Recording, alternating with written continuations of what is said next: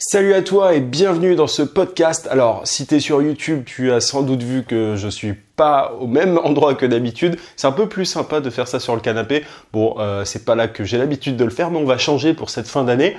Alors, aujourd'hui, je voudrais faire un podcast un petit peu différent parce que, tu le sais sans doute, la semaine prochaine, on sera en 2018 et aujourd'hui, c'est le dernier jour du podcast. Enfin, c'est le dernier podcast de la semaine.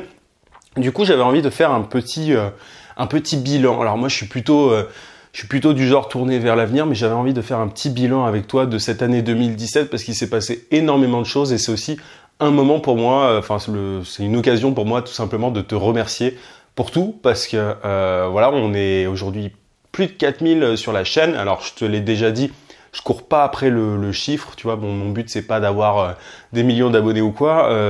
C'est simplement que je me suis rendu compte que j'arrivais en fait à avoir un impact sur la vie de pas mal de personnes. Je reçois des mails assez réguliers de personnes qui me remercient. Il y a pas mal de gens qui me font confiance. Donc c'est peut-être ton cas. Donc je te remercie vraiment d'être là. Ça me pousse vraiment à continuer. Et tu vois, moi c'est vraiment la chaîne YouTube, elle me prend pas mal de temps, donc ça c'est du temps que je prends sur le reste, et c'est aussi pour ça que je fais des formations notamment, parce que je peux pas faire que des contenus gratuits, que des vidéos gratuites, mais en tout cas j'essaye de fournir un maximum de valeur et de t'aider un maximum parce que voilà, tu vois, moi il y a 1 an et demi, j'étais exactement, dans une situation qui me plaisait pas du tout. J'étais enfermé dans un open space à pondre des idées. J'étais payé à pondre des idées. Et aujourd'hui, je suis totalement indépendant. Et c'est ça qui est génial. Cette année, en fait, j'ai eu un revenu qui a pas arrêté de croître. Et tout ça aussi pour te dire que, en fait, souvent on te vend le fait des techniques en fait, j'en parle souvent, mais des techniques pour gagner plus d'argent, etc. Je voudrais simplement te dire que si tu fais un peu d'effort tous les jours, crois-moi, le truc va payer. Tu vois, que ça soit mon business freelance ou ma chaîne YouTube, les deux c'est vraiment la même chose. Parfois, je vois des gens qui lancent une chaîne YouTube, par exemple, ou un business et qui s'arrêtent au bout de 1 mois ou 2. C'est triste, mais ces personnes-là, elles ont abandonné bien trop tôt. Et le truc, c'est que moi, tu vois, là, le podcast que je fais actuellement, par exemple, il me prend 10 minutes à faire, sauf que je le fais absolument pas tous les jours, mais presque, tu vois. Je fais 4 podcasts par semaine. Et le fait de faire d'être sur la durée, d'être constant, je suis plus un marathonien qu'un sprinter. Et je t'invite à vraiment être dans cet état d'esprit-là. Il vaut mieux faire un petit peu tous les jours que beaucoup de temps en temps. Et ça, c'est un peu la grande leçon que j'ai tirée, moi, de 2017. Tu vois, même si on a l'impression que les choses vont pas forcément très vite au départ, on se rend compte, tu vois, il y a 1 an, j'étais à peine freelance depuis quelques mois, ça a commencé à marcher, mais c'était pas non plus, c'était pas le top encore. Et cette année, vraiment, ça a explosé. Et ça continue de croître. Donc c'est vraiment moi la grosse leçon et que je t'invite à voir. Il y a beaucoup trop de gens qui abandonnent trop vite et qui cherchent la petite technique ou la motivation, etc. Alors oui, il faut être motivé. C'est aussi pour ça que moi je te booste un petit peu. J'essaye en tout cas à travers mes vidéos et mes podcasts. J'essaye de te booster, de te montrer que c'est possible. Honnêtement, si moi je peux y arriver, tu peux y arriver, que tu veuilles monter un business en ligne, que tu veuilles gagner ta vie en tant que freelance, que tu sois community manager, développeur, etc. C'est juste que il y a aussi un autre truc que sur lequel j'aimerais mettre l'accent, c'est que il y a beaucoup trop de gens qui pensent de la même manière. Tu vois, s'il y a de plus en plus de plateformes pour freelance, c'est qu'il y a un business, donc il y a beaucoup de boîtes qui se disent « Ah tiens, il y a de plus en plus de gens qui sont intéressés par le freelancing, on va leur dire de venir sur notre plateforme pour pouvoir gagner un max d'argent. » Le truc, c'est qu'il y a énormément de freelance qui galèrent exactement pour ça, parce qu'on leur fait miroiter un truc qui est complètement nul. Le modèle des plateformes pour freelance, moi je me bats contre ça, parce que j'y crois pas du tout. C'est simple, quand les gens qui vont sur ces plateformes-là, les clients qui ont besoin de freelance, c'est pas ceux qui vont bien te payer. Il y en a, évidemment, il y a toujours des exceptions. Il y a une personne qui m'a écrit il y a pas longtemps pour me dire « Oui, c'est pas vrai ce que tu dis, moi je gagne ma vie là-dessus et tout. » Honnêtement, tu vois, j'ai fait le calcul du nombre de clients qu'elle avait, etc. Elle gagne pas autant que moi et moi je suis pas sur ces plateformes-là. Donc c'est vraiment, à toi de voir, tu vois, à toi de voir. Mais moi c'est la méthode que je promeus en fait. La méthode que je promeus, dont je fais la promotion, bref, je sais pas si c'est français. La méthode dont je fais la promotion, c'est une méthode qui est appliquée par les entrepreneurs de manière générale, par les startups, etc. et qui peut s'appliquer au freelancing. Et j'essaye d'avoir une approche un petit peu intelligente du freelancing et parce que t'es entrepreneur. Souvent, les freelances, le problème, c'est qu'ils n'ont pas fait d'école de commerce. Ça n'a pas été mon cas non plus, tu vois. Et du coup, ils galèrent parce qu'ils savent pas vendre leurs services, ils savent pas, tu vois, se positionner, ils sont pas bons en branding, etc. Et si tu suis ma chaîne, c'est justement parce que tu as envie de t'améliorer, ma chaîne ou mon podcast, c'est parce que tu as envie de t'améliorer par rapport à ça. Donc, donc c'est déjà un bon effort de ta part. Maintenant, il suffit d'appliquer en fait. Le premier truc dont je parle, et les gens qui ont suivi ça, ce sont ceux qui ont eu le plus de résultats. Tu vois, moi j'ai des gens, enfin les personnes qui appliquent mes formations notamment et les conseils que je donne en vidéo, s'ils n'ont pas de niche, ils y arrivent pas. Et la plupart des gens qui ont eu du succès, qui m'ont contacté cette année, c'était des personnes qui avaient une niche, qui avait une spécialisation, qui en gros n'était pas simplement graphiste ou community manager ou quoi, mais qui réglait un problème. Et si tu sais pas encore le problème que tu peux régler, travaille là-dessus avant de chercher des clients. Il y a beaucoup trop de gens qui s'inscrivent sur les plateformes pour freelance et au final ils ressemblent à absolument tout le monde. Donc je vais pas me répéter, ça c'est un peu le truc que je répète souvent, mais voilà, donc il faut se différencier, penser différemment. Et moi cette année 2017, elle m'a vraiment conforté dans ce sens-là. En 2018, parce que c'est bien de se projeter un petit peu, les bilans c'est sympa, mais voilà, enfin ce qui est fait est fait. Si t'as pas réussi à atteindre tes objectifs cette année, il faut que tu te dises que 2018 sera ton année. Imagine que 2018 est ta dernière année. Désolé d'être un petit peu déprimant, mais qu'est-ce que tu vas faire? Quels efforts tu vas fournir, mets-toi un plan d'action en fait. Et tu vois, moi c'est un truc, c'est pour ça aussi que notamment mes formations sont ultra carrées, tu vois, en termes de plan d'action. Tu fais ceci, cela, enfin je te montre exactement ce qu'il faut faire parce que je suis persuadé qu'il faut être carré, qu'il faut avoir un plan d'action pour être efficace tout simplement et pas simplement se disperser, se dire ah bah tiens je vais faire un peu de pub Facebook, ah bah tiens je vais faire un peu de ceci, un peu de cela. Il faut vraiment essayer de se concentrer. Donc dis-toi, bon voilà, 2018 c'est ma dernière année, c'est un truc qui peut arriver, honnêtement moi c'est un truc qui me motive, voilà, on a tous survécu à 2017, désolé de parler comme ça, c'est vraiment pas pour être déprimant, au contraire, mais on a survécu à 2017, si on survit à 2018, à quoi on veut que 2018 ressemble? Qu'est-ce que tu veux en 2018? Moi en 2016 c'était un gros tournant, pour moi 2017 c'est vraiment une année vraiment géniale parce que tout a fonctionné en fait, vraiment tout a fonctionné. Et 2018, je veux passer encore plus à l'étape je veux passer à l'étape supérieure et je veux aider encore plus de monde, notamment à travers le podcast. Mais pour pouvoir t'aider, il faut que tu sois carré et que tu appliques les trucs dans l'ordre, en fait, tout simplement. Donc, qu'est-ce que tu vas faire en 2018? Quel est ton objectif? Moi, je me rappelle encore de décembre 2016, j'étais en vacances en famille, etc. C'était le tout début et je m'imaginais pas du tout que je serais là où j'en suis aujourd'hui. Enfin, tu vois, en termes de revenus, c'est juste le jour et la nuit. Et tout ça, c'est une somme, tout simplement, une somme d'efforts constants. Donc, l'effort constant, le petit effort constant, enfin le petit. Au début, tu es obligé d'en faire beaucoup plus, tu vois. Moi, il y a plein de gens qui me disent, ouais, comment tu fais pour avoir plus d'abonnés, notamment sur YouTube et tout. Bah, c'est juste, au début, tu publies dans le vide, en fait. Il y a un moment, c'est compliqué. Si tu t'accroches pas au début, c'est compliqué. Mais après, c'est beaucoup plus facile, tu vois. Aujourd'hui, pour moi, c'est beaucoup plus facile. Au départ, je flippais, je me disais, ah bah tiens... comment est-ce que je fais pour avoir plus de clients? Comment est-ce que je... Et aujourd'hui, j'y pense, tu vois, mais c'est pas du tout une obsession comme ça a pu être le cas auparavant. Enfin, j'ai pas peur, quoi. C'est un truc, je suis toujours obsédé par ça parce que c'est un truc qui m'intéresse, qui me passionne, mais je flippe plus du tout comme c'était le cas avant. Donc, qu'est-ce que tu vas faire en 2018? Et il faut se faire un plan d'action et se dire, bon, voilà, 2017, j'ai fait telles erreurs. Moi aussi, j'en ai fait des erreurs, tu vois, en 2017, même si je te dis que ça a été un succès de manière générale, il y a eu des erreurs, tu vois, notamment, au niveau de certains sujets de vidéo qui étaient pas forcément les plus passionnants, au niveau de certains business freelance, tu vois, je t'ai raconté comment je me suis frité avec un client une fois, enfin, il y a des relations qui sont pas forcément bien passées, mais qu'est-ce qu'on fait de tout ça? Simplement, on en tire des leçons. Tu vas me dire, c'est bateau ce que je suis en train de te dire, mais c'est vrai. Enfin, il y a plein de trucs que je ne referai plus jamais en 2018, que je ne ferai pas. Et c'est aussi pour ça que je refuse énormément de choses. J'avais fait une vidéo qui avait bien marché d'ailleurs, enfin un podcast sur le fait que je refuse 99% des missions freelance. C'est vraiment tout ça, c'est le fruit en fait des leçons que j'ai tirées auparavant. Il y a plein de clients qui m'ont fait perdre du temps, il y a plein de, tu vois, et des trucs qui n'allaient pas dans le sens de ma vision.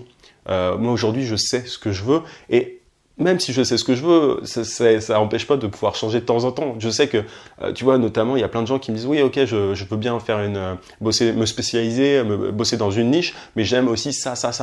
Ok, mais d'abord, concentre-toi. Et ensuite, tu pourras faire plusieurs trucs et tu peux ajuster ton business au fur et à mesure. Tu vois, moi aujourd'hui, je me rends compte d'un truc, par exemple, et ça va être c'est assez important pour le coup. Je me rends compte que pour un freelance, et moi c'est grâce à ça que j'ai le plus enfin ma source de clients la plus importante. Le mieux c'est LinkedIn en fait. LinkedIn c'est le mieux, mais c'est souvent mal compris, c'est souvent mal utilisé et les gens, enfin c'est assez flou pour la plupart des gens. Et tu vois, si je te disais de te concentrer sur un truc, je te parlerais de LinkedIn. Et moi aujourd'hui, même si la pub Facebook me passionne et que c'est un truc que je fais beaucoup pour des clients, j'ai envie de m'orienter pas mal LinkedIn parce que c'est pas très exploité. Il y a peu de gens qui s'y connaissent vraiment bien. Et voilà, notamment, tu sais sans doute si tu as suivi ma formation LinkedIn Hacker, mais voilà, il y a tout un tas de techniques avancées qui permettent de trouver plein de clients. Donc j'aimerais vraiment m'orienter là-dessus, pas seulement par rapport au podcast et par rapport à toi, mais aussi aider d'autres clients en B2B à tirer parti de LinkedIn parce qu'il y a des résultats qui sont vraiment énormes.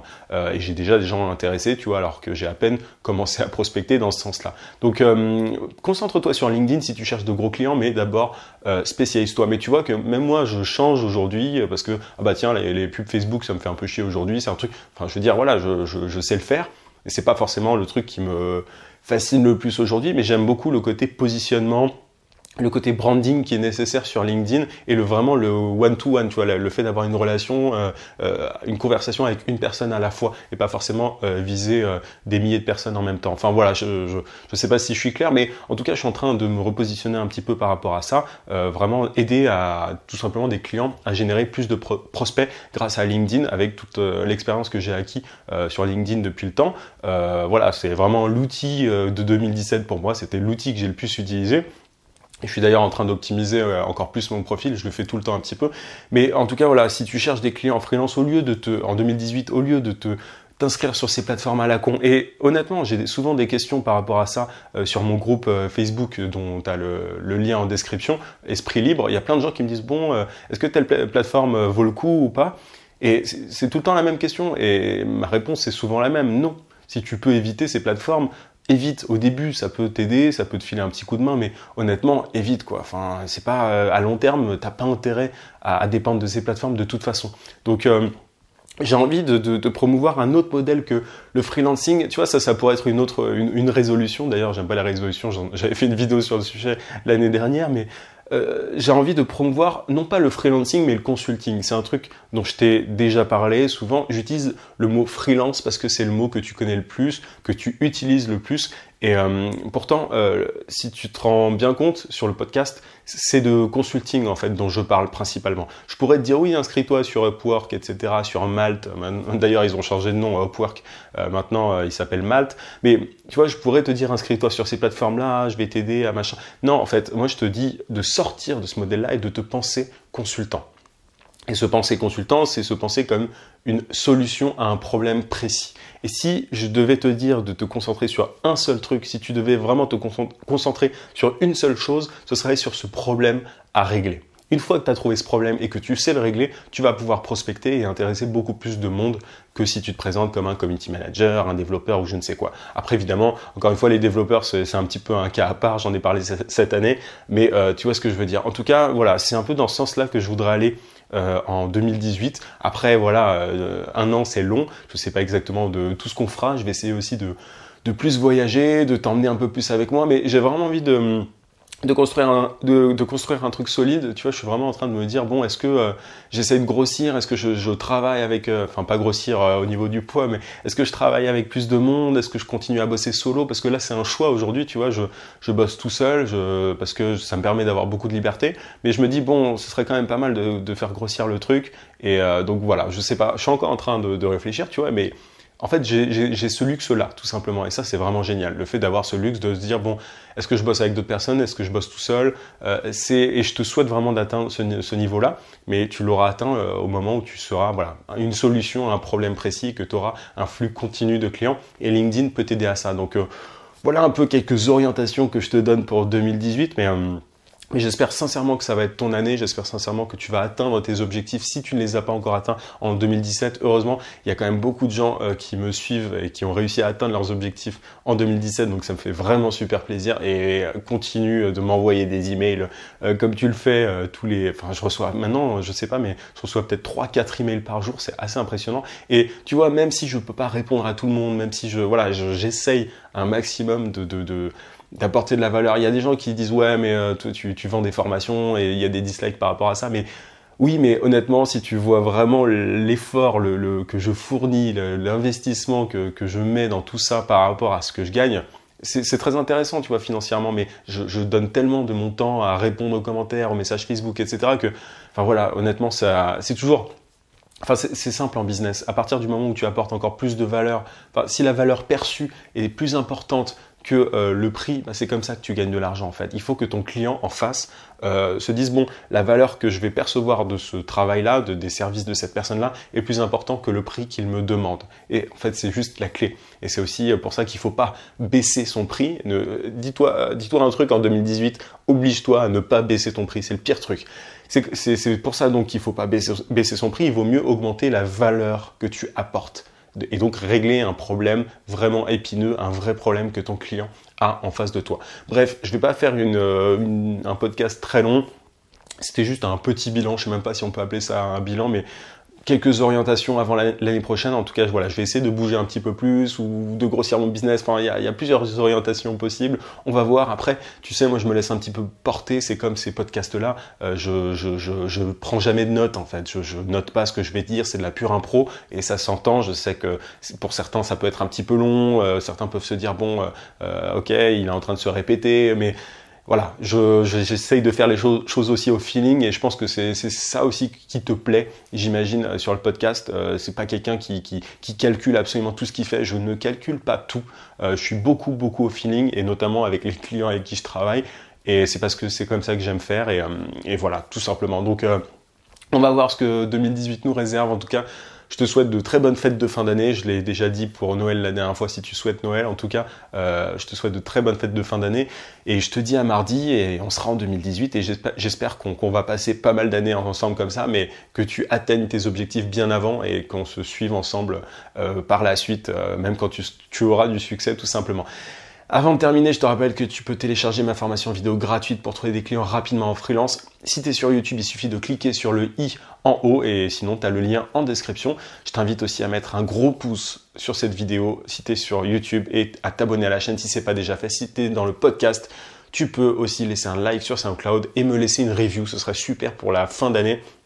Sur iTunes, sur Apple Podcast, pour faire grossir un petit peu le podcast. Voilà un petit peu ce que j'avais à te dire. Je te souhaite pas bonne année parce qu'on n'est pas encore en 2017, mais bref, je te le ferai mardi prochain. En attendant, vie sans limite. À plus.